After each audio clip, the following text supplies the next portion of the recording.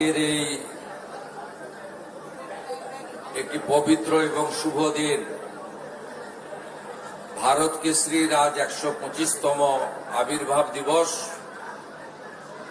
আমি প্রথমেই ডক্টর শ্যামাপ্রসাদ মুখার্জির আদর্শ ভাবধারায় যারা দশকের পর দশক শুধু বিচারধারার জন্য লড়াই করেছেন, সেই সমস্ত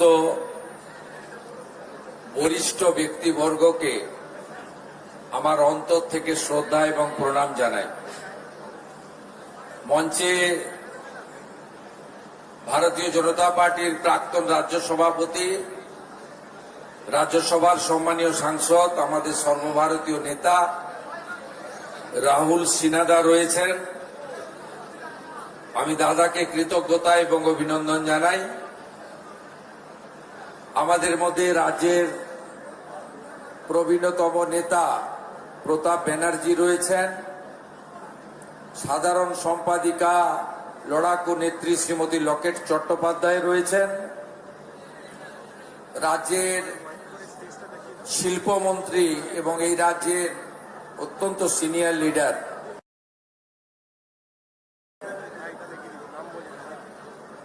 মাননীয়া শ্রীমতী মীনা দেবী পুরোহিত রয়েছেন, প্রাক্তন ডেপুটি মেয়র, প্রাক্তন বিরোধী দলনেত্রী কলকাতা কর্পোরেশন এবং 6 বারের কাউন্সিলর। আমি ওনাকে শ্রদ্ধা জানাই। মান্যবর বিধায়ক নেতৃত্ব রিতেশ তিওয়ারি, মান্যবর বিধায়ক নেতৃত্ব বিজয় ওঝা এবং এই জেলার সভাপতি তথা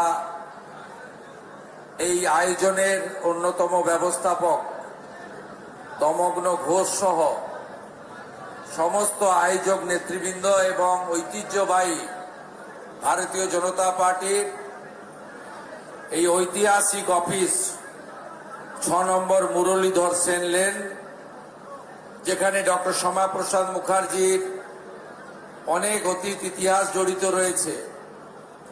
এই অফিসটিকে যারা সুন্দর করে পরিচালনা করেন, সেই সমস্ত আমাদের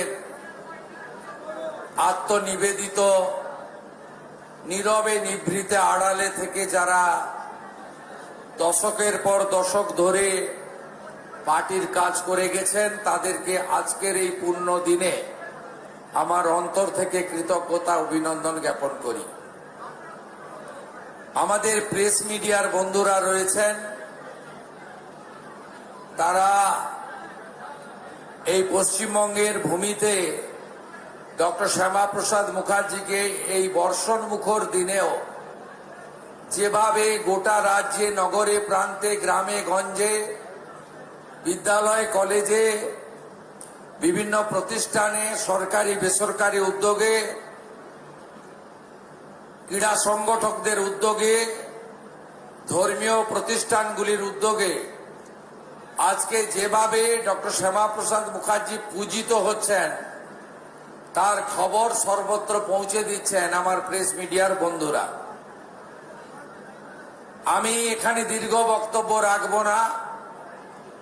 আমি এখান থেকে ভবানীপুর বিধানসভার অন্তর্গত একটি অতি ঐতিহ্যবাহী বিদ্যালয় মিত্র ইনস্টিটিউশনে যাব। সেখানে আমি কিছু বক্তব্য রাখব। যে বিদ্যালয়ে 1906 থেকে 1917 ডক্টর শ্যামাপ্রসাদ মুখার্জি তার ইতিহাস জড়িত রয়েছে।